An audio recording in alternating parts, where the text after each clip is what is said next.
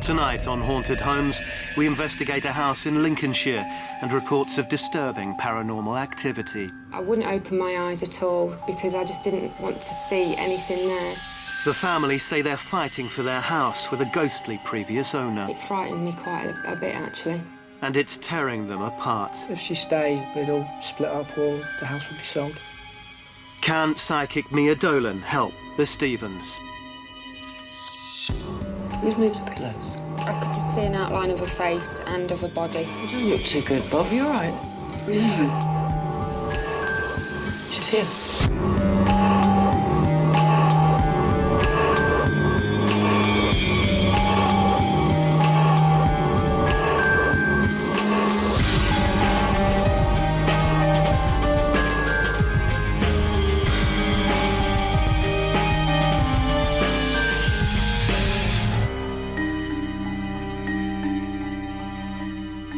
In the 21st century, more of us in Britain believe in ghosts than believe in God.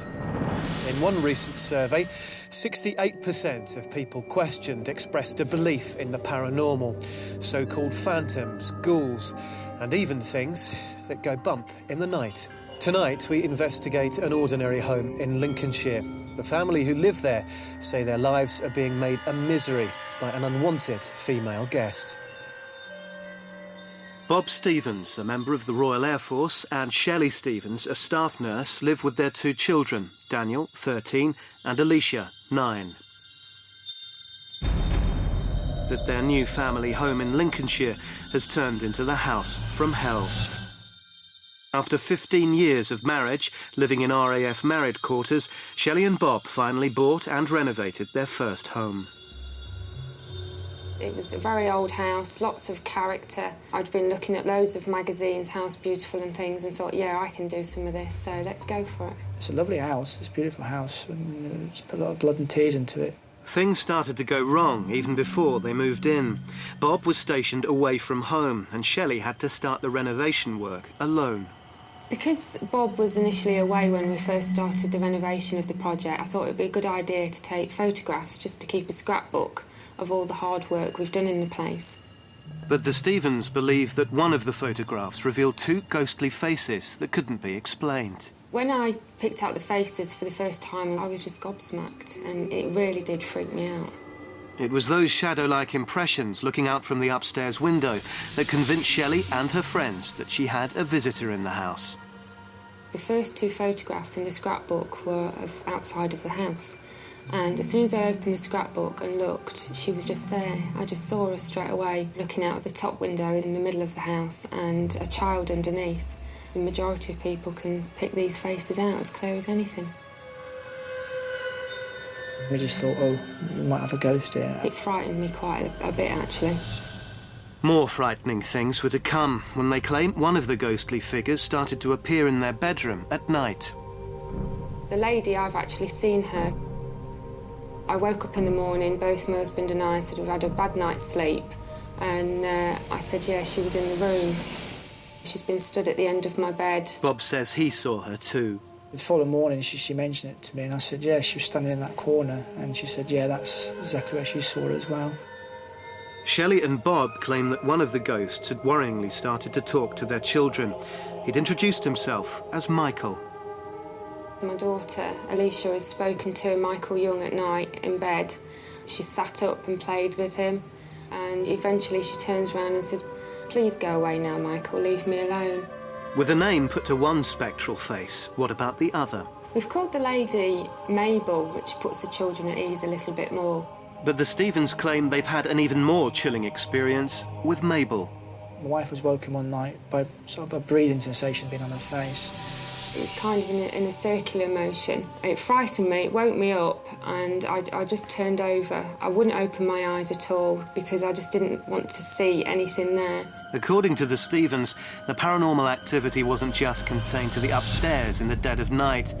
Downstairs, chairs, they say, were mysteriously shifting positions. Latches on doors moved on their own. And the radio would switch itself on and off change channel for no earthly reason. And it didn't stop there. One of the other Big experiences we've had in the house has been the light switch in the dining room. It kept blowing. This may seem like a simple wiring problem, but some believe that electrical faults are often associated with paranormal activity. We've actually taken everything out, the metalwork, which goes into the brickwork, rewired it all up. The electricians had a look at it, there's no problems with it, no explanation. Decided to go and speak to the padre at work, and he said yes, he'll come out and bless the house. And he went into my daughter's bedroom, which we have, at that point, we were having a lot of problems with the young boy ghost, and he asked to be left alone for an hour. He felt a strong presence in that room, and he blessed the room. Since that day, we haven't had any contact with the boy, so we think, or hopefully, he's gone. After what they claim was a successful blessing by the padre, Bob felt more comfortable about leaving Shelley and the children alone at night. A few weeks ago, Bob was out working one night and Daniel and I were sat in the lounge. Alicia was in bed and we heard a scream upstairs. And she was shouting to me, "Mum, Mum, she's in my bedroom, please get her out, I can't go in there." Daniel and I looked at each other and thought, oh no, we're going to have to go investigate this. So we both went upstairs together, but by the time I got there, there was nobody there. But now Alicia will not go to sleep unless the bedroom light's on in my room, which shines a little bit into her room, and she hates going upstairs on her own at night. Daniel was the last member of the family to witness Mabel for himself. And one night, Daniel was lying in bed and he said that he could see her stood on the landing, just staring into his bedroom. I said, "Why didn't you shout us? Why didn't you come downstairs?" And he said, "I was too scared to move, Mum. I just couldn't speak." We gave Bob and Shelley a camera in the run-up to our expert's visit to make a video diary so they could let us know how they were feeling and what was happening in the house. It was 12:45. I've given up on the film. I started watching it and I felt very uneasy, probably for the last hour and a half. Something was watching me from the living room door by the front of the house. It got very cold. In the end, I sod this, I'm going to bed. Just haven't felt right at all tonight. I've really had enough of this. What with the bangs at night, disturbances, sounds like people's walking up the stairs, we have restless nights, sleepless nights. We're totally fed up. Objects get moved. I can't even listen to the radio on my own. I do worry for the children because you can't explain really what's going on apart from that there is somebody in the house and I can't get rid of her. If she stays and doesn't go, one of the two things would happen. We'd all split up or the house would be sold. Bob and Shelley Stevens say they feel like they're literally living in a nightmare and they're desperate for help. Now armed with photographic evidence of the ghost that they say has so drastically altered their family's life, they've turned to haunted homes for help. So what is it that's disturbing their family life so much? Well, our team of experts are determined to find out. Mia Dolan, one of Britain's most sought-after psychics, heads up the team. A psychic is somebody who covers all areas of the paranormal. It's a paranormal consultant. There is no area that I don't work or don't touch on. I work with missing people. I work with people who are bereaved, people who are scared. It even goes into commercial work involving the hiring of people in key personnel places. I get so many calls from people who think they've got hauntings. Probably 70 to 80% haven't got a ghost. And then just occasionally you get a live one.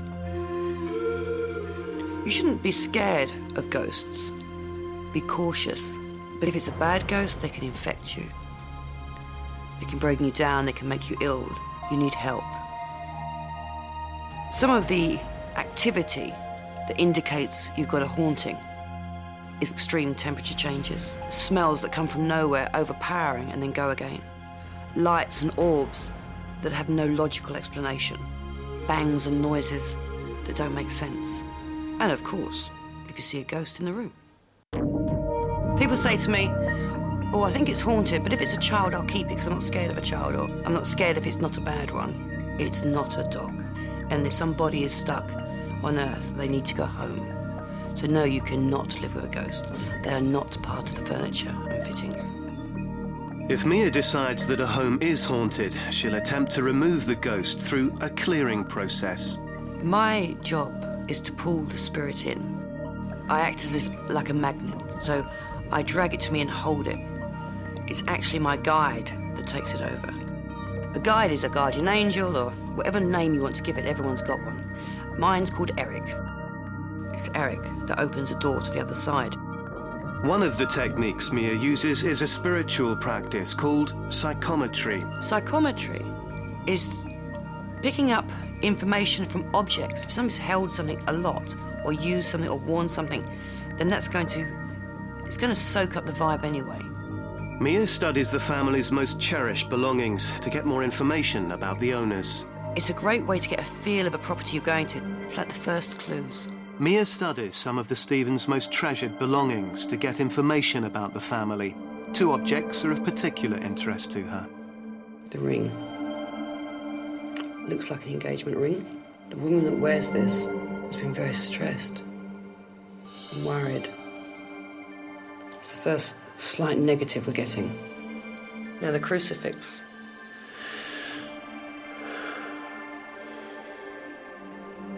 This is special because it's been blessed. It's got its own energy field around it. There's been ceremony, and I see a bed. So it's in a bedroom. I don't know if it's above a bed or by a bed, but it's to protect. It's very strong, very strong. And the fact that that's here sends my alarm bells ringing, because somebody is scared enough to go through this process. They must be feeling very vulnerable. They've obviously tried a number of things to feel safe again.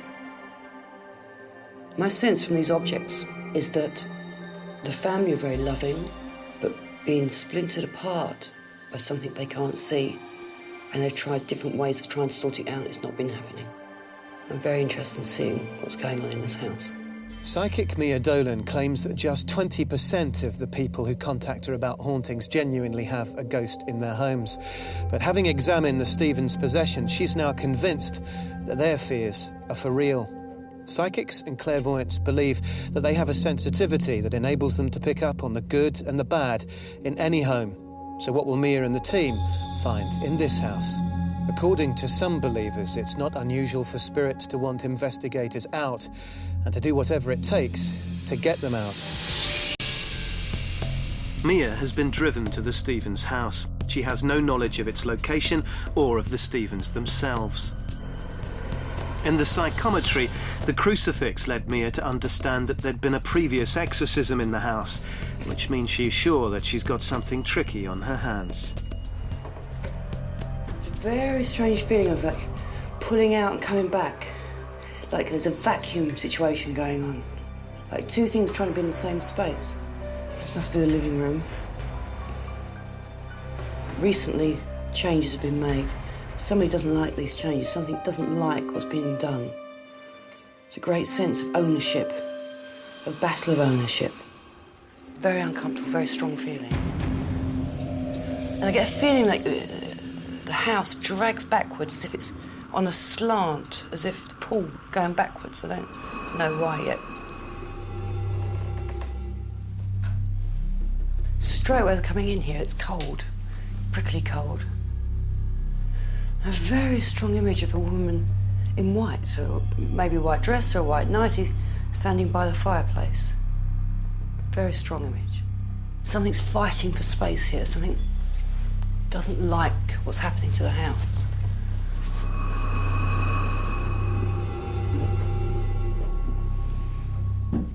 It's always interesting on the stairs, because as you go upstairs, you start to feel the energies change in the house. Either it gets better or it gets worse. And it gets worse as we go upstairs. Feels as if I can't breathe very well. This is, odd.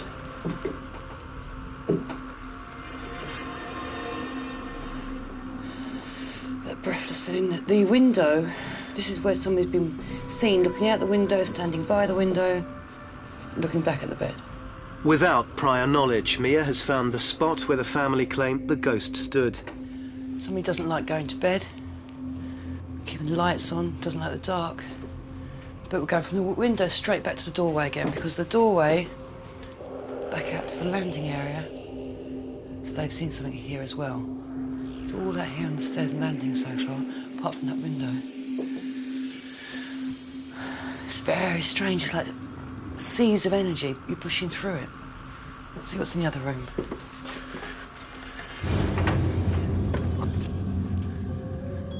Okay. Girl's bedroom, very bright. Cheerful. Breathe very well. It's a feeling. I keep wondering if this place has ever had a fire in it. It's very much that feeling when panics, smoke, can't breathe. And I can hear screaming. Mostly it's shadows and noises, but there is a figure that's been seen.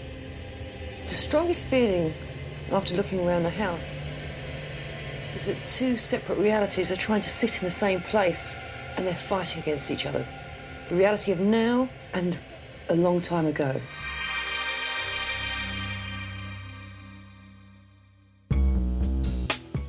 Mia is accompanied by our very own paranormal investigator, Mark Webb. I became a paranormal investigator back in 1996, and over 9 years, my fascination hasn't dwindled at all. Paranormal investigators will go to reputedly haunted locations and try to capture some form of proof of the existence of the paranormal. Skeptic Chris French, professor of paranormal psychology, will look for a rational explanation. I actually used to be a believer in the paranormal, quite a strong believer.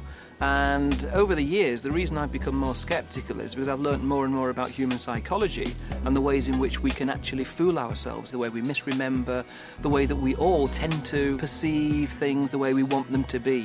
And it's as I've come to appreciate the way that that operates, that I think that that provides probably a better explanation for allegedly paranormal activity.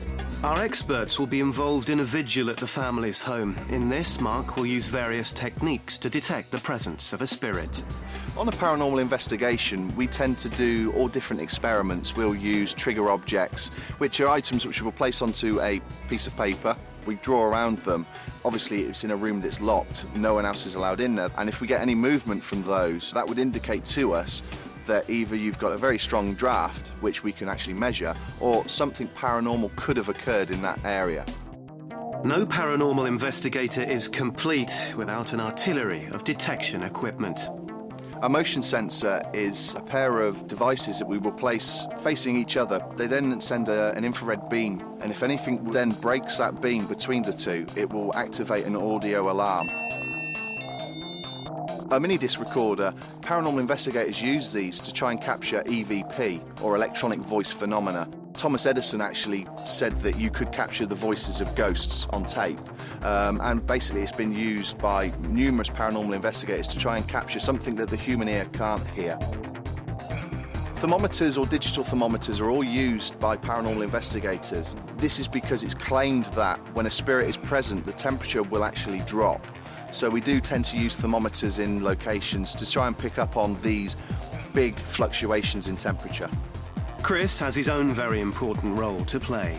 I see my role at the vigils as being twofold. First of all, if there was any possibility of some kind of genuine paranormal activity, then I really want to be in there, I want to witness it, I want to be able to say that I've seen that with my own eyes and that we've recorded stuff on camera, and that would all be incredibly exciting.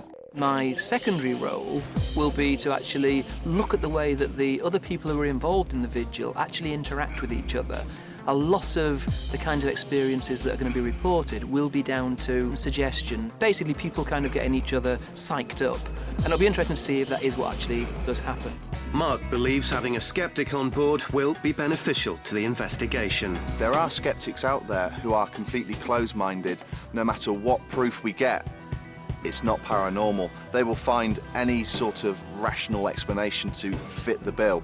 There are certain skeptics out there, which Chris is one of those, who will listen to what you have to say, he will take it on board, and if he doesn't know what it is, he will say he doesn't know what it is. If we could actually prove that paranormal forces really did exist, that would be such a fantastic scientific breakthrough and such a kind of a contribution to human knowledge and helping us to understand our place in the universe and all those big issues. It would be absolutely fantastic. The problem is the evidence just isn't particularly convincing at the moment.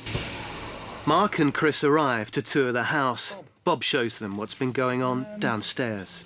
We came back and this chair was in the living room, about here, a bit further around, about there. And nobody else could have been in the house? No, the house was locked and alarmed. And none of the kids were in or anything like that? No, they're both at school. We've got to bear in mind that people's memories, no matter how sincere they may be, are often actually inaccurate. So the idea that when somebody's leaving the house they might have sat down on a chair to tie a shoelace and then forgotten to put it back, and then when they come back it's moved, seems conceivable. The other thing that's been happening is that light switch, for about 8-9 months, it just kept blowing. Worth sticking some EMF meters in there, see what we get. The EMF meter will tell Mark whether the problem with the switch is electrical or paranormal. Upstairs, Shelley is waiting to show them where the apparition is said to have appeared. This is obviously mine and Bob's room. What happened in here was I woke up in the middle of the night and visualised there was a figure stood in front of my drawers there. Just an outline of Mabel. Just an outline? No outline. details? Just... No, I could just see an outline of a face and of a body just stood in front of my chest of drawers. It would be great for us if we managed to capture something like that on a camera, but I do believe that we're more likely for it to be physically seen by one of us during the vigil this evening. Bob shows us a curious stain on the wall that they haven't been able to remove or even explain. When we came to decorate this room, I decided to plasterboard it, and when we came to paint the plasterboard, a stain came through that wasn't on the board to begin with, and it was about 12 inches diameter, about there. We kept spraying masking over the stain to get rid of it, and it just kept coming back. It must be about 2 or 3 cans of this stuff. So we decided to put a wardrobe in front of it to hide it, because it was quite ugly. We had it checked for damp. There's no damp, there's nothing behind the board, nothing in the bricks, they're not new bricks, they're the old bricks. There's nothing to indicate any reason for it, for the stain coming through. And when you touch it, it's cold, and over there it's warm.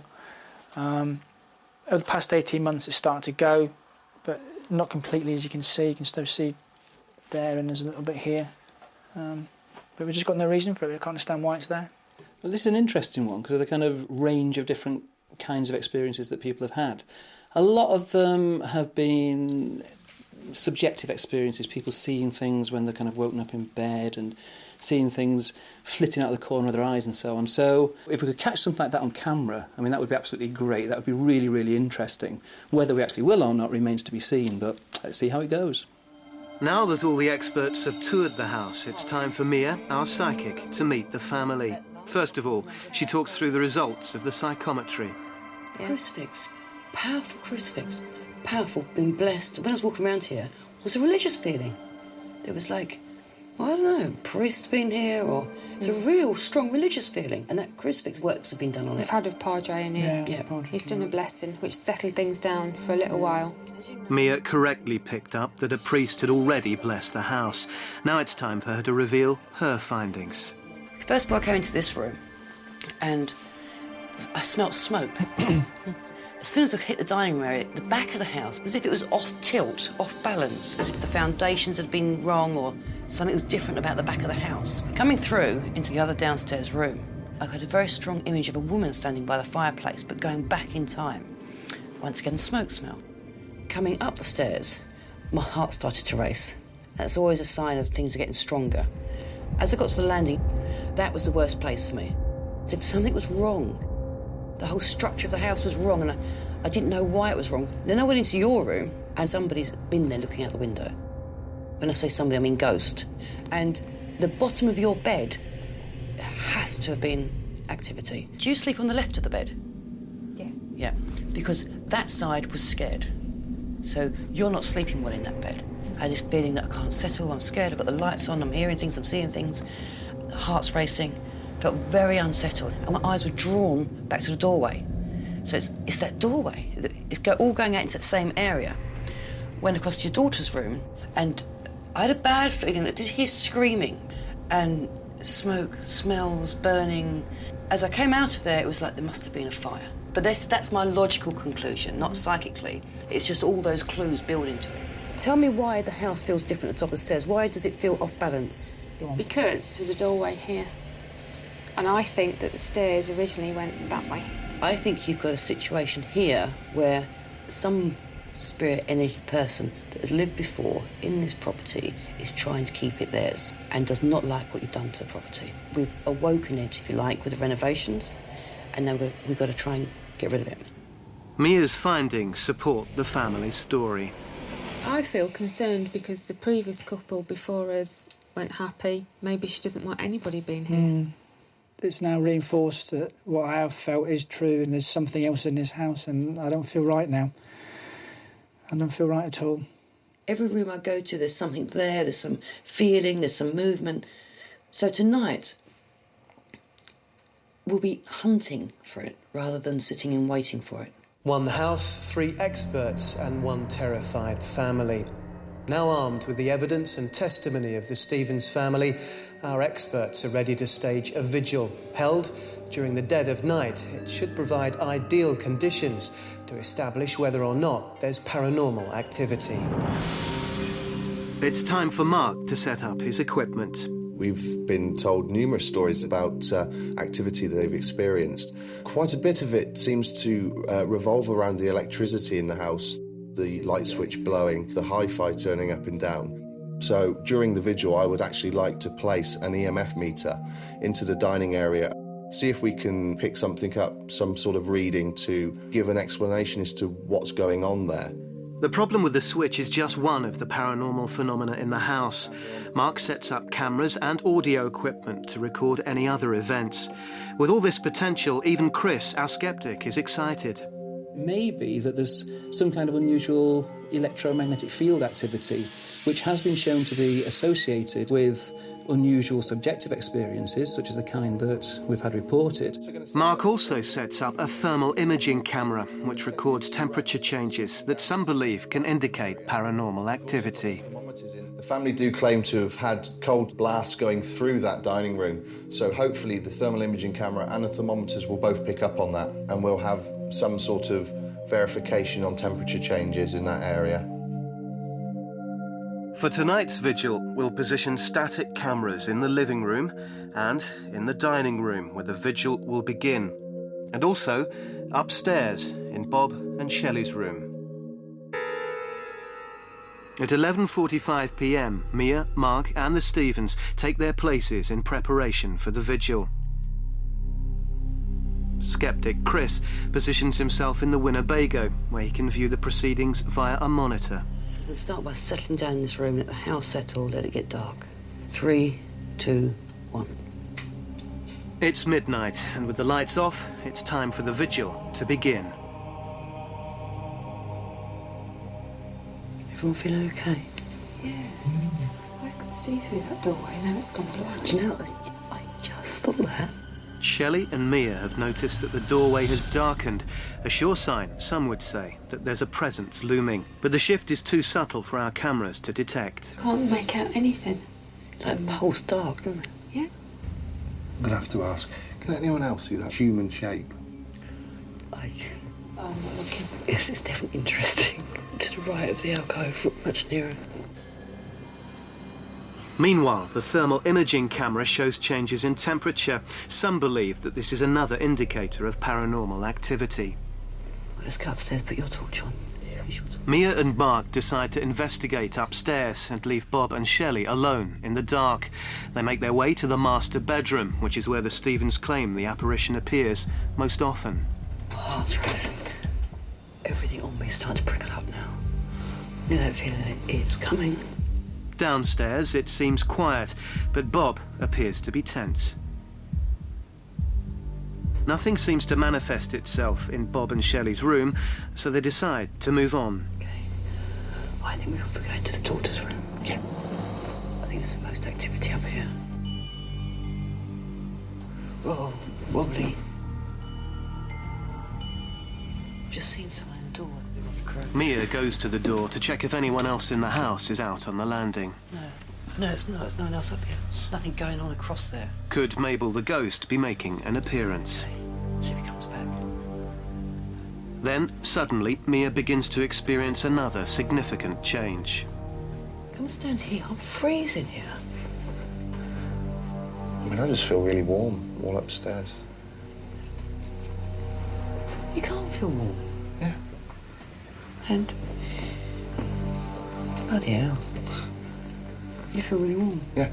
Although Mark isn't feeling the shift in temperature, downstairs the Stephens change location and huddle under a blanket because they're so cold. Back upstairs, Mia is experiencing more psychic phenomena. I've got a stinking headache. I've got a stinking headache. Came on when we got upstairs. You reminded me, actually when I went into the other bedroom. Headaches are often reported to be a symptom of paranormal activity. This prompts Mia to go downstairs and check in with the Stephens. I think it'll be a good idea. I'll drag one of them up here. I'll take the other one to the Winnebago. Yeah. Yeah. Are you cold? I am so cold, so cold. Upstairs, he's boiling hot. Especially in your daughter's bedroom. Yeah. I was freezing. Great. With this realization, Mia works out that the phenomena is happening all over the house. The ghost could be anywhere. Mia decides to split them up and send Shelley to the Winnebago with Mark, Right, better go up. while she takes Bob upstairs. Any pictures? I'll send that. As they settle upstairs, Bob is looking increasingly stressed. Who's moved the pillows? And Mia says that she's sure the pillows on the bed have moved. Did you move that? I'm intrigued at how that pillow got moved. Mia confirms her suspicion that the pillow couldn't have fallen over by itself. That's what's happened. Going downstairs now. I want to see if Mark moved it. Mia and Bob make their way downstairs. Bob immediately locates a cold patch. Standing here, it's freezing. You walk through here, there's a cold patch just here. That's cold, isn't it? Yeah, it's quite cold here. Why is it so cold? Mark and Shelley come back into the house to regroup, discuss what's happened, and decide what to do next. Did you see that pillow? Yeah, I'm just trying to think that... Did you move it? I've not touched it. If you remember, I actually crouched down at the far end by the radiator. That's the best bit of movement I've seen, but it's such a good bit of movement. It's just too good to be true, so... You don't look too good, Bob. You're all right. But you're the one that told me that's the cold spot. You're standing right in the cold spot. Move a few feet either way to see if it gets better. Right, well, I've not felt cold at all. But I move upstairs. It's affecting everybody differently. In light of the extreme temperature that Bob is feeling, Mia decides on an unusual course of action. If you can cope with it, don't leave the room, because for some reason I'm now really getting warm. I know it sounds awful, but I want to see how cold you get. We better go upstairs and see if we can experience anything else. But with Shelley, Mia sticks to the established routine and heads for the master bedroom. Look in that corner. There's something unusual in that corner. To me, it looks misty. Look at me just seeing it psychically. That's where she was stood over there. Was it? Mia has picked out the corner in which Mabel has made her appearances. Go for it to your daughter's room. Meanwhile, downstairs, I'm freezing. despite Mia asking Bob to stay in the house to monitor his temperature, too cold, he decides to join Chris in the Winnebago. Did you move this pillow? This is really getting weird now. I even shone the torch over here to make sure that pillow hadn't... These pillows were okay. I didn't touch it, did I? I just walked in. No, I didn't touch it. I don't know what it's normally like, though, but I know it wasn't there, because... Was this up like this, normally? No, it's not here. So that's done exactly the same? Yeah. Where's the other one? Mia is now convinced that there is a haunting and decides that it's time for Mark to go in, to check his equipment and verify her suspicions. The lowest temperature we've had is 10.7 degrees Celsius, and the highest is 20.5. So we've actually got a variance there of 10 degrees. It's quite a substantial amount. Whilst in the home over the evening, I didn't actually personally feel any temperature changes at all. However, Mia and Bob and Shelley certainly did. They felt a lot colder at times. We just check the EMF meter. The electromagnetic fluctuation meter is positioned in an area reported to have had electrical disturbances, which some believe signals paranormal activity. That battery should last for 12 hours. The vigil certainly didn't last that long, yet the battery had drained itself. Our skeptic Chris goes in alone to investigate. Now, this is the room where I think probably most incidents were reported. I'm not getting any temperature changes. I'm not seeing any activity out there in the hallway. And the moral probably is that if you think you've got a haunted house, hire a skeptic, because that'll guarantee that you'll get no activity of any kind whatsoever. Overall, I have to say, I wasn't convinced by anything that happened last night that there was any paranormal activity of any kind. Despite Chris's scepticism, Mia believes that paranormal activity from the vigil means that it should be a very interesting clearing. Whatever's here is powerful, it's strong, and it can go anywhere in the house. And if it's that strong, can I hold it? But how do the Stevens feel? After what was said last night, I'm a bit apprehensive, to be honest. What's going to happen? I think if she doesn't go, would it be better that we moved on? Throughout the vigil, our investigators came to differing conclusions about what happened. Mark Webb could offer no conclusive evidence after his batteries drained, something that believers say is often a sure sign of paranormal activity. Chris French is certainly still an ardent sceptic, but even he can't explain the battery failure. Meanwhile, Mia believes she saw a ghost on the landing, and also that she's convinced objects moved on the bed without a rational explanation. Mia says that all ghosts, good or bad, have to be moved on to the spirit world. Now, armed with all the evidence she needs, she says she has to summon the ghost and then face it before she can remove it from the family's home forever. Over hundreds of years, psychics, mediums and members of the clergy claim to have witnessed terrifying possessions of places, people and of homes. But despite that, they claim to have the power to be able to banish these spirits forever. Tonight, Mia says she'll be doing just that in a clearing ceremony. According to psychic belief, she will summon the ghost forward and send it over to the other side. But will this spirit listen? The spirit claimed to inhabit the Stevens house seems elusive. Mia's abilities will be stretched. Now, the hardest part in this house is to find it, because nearly every room in the house has had something going on. So we have to go searching for it. Let's get it done, okay? The physical changes that the house has undergone may mean that Mia's search is that much harder. Nothing there. Through to the other room. Nothing there. Going up. Going into your room. The room seems to be changing to me, your room. There's a door by the window, to the left of the window. The door's opening. There's a woman, hair pulled back off her face. And she's pointing to the window. She seems very agitated. She's trying to get my attention to the window. She's coming towards the door. It's very difficult to get her out. Come on. She's coming down the steps from your room on top of the stairs. She's coming down. She's coming through, standing by the main door into the lounge. Okay. She's here. She's wringing her hands as if she's agitated. And she can't get out of the house. She can't get out. And she couldn't get out. That's why she's talking about the windows upstairs. She died upstairs because she couldn't get out. I'm asking her now if there's fire. Was there fire? Because I smelt it. She's not answering me clearly, but yes, there was a fire. And there was a child, and she was... Okay, she is. She was worried about the child. She can't find her child. She had a child, she can't find the child. I think the child got out, and I think she thought it didn't. And that's why she didn't get over. That's why she wouldn't leave the house. And then she missed her time. And she was very proud of the house. But she didn't have much of a life. The house was her life. She's confused because she can't keep it her house now. And the more that you do to it, the more her reality's breaking down.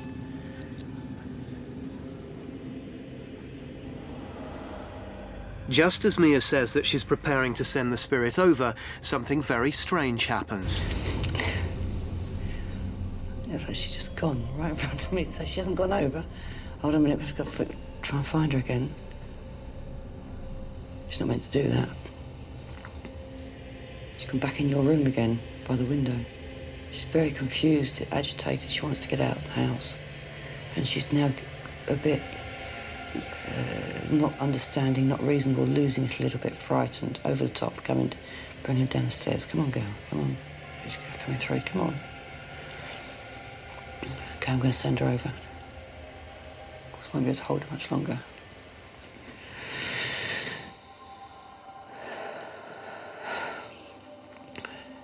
De profundus clamave adere Domini exaudi vocum. Mia recites a Latin prayer said to help the soul pass over. Sustenuit anima meae in verbo ejus, speravit anima meae in Domino.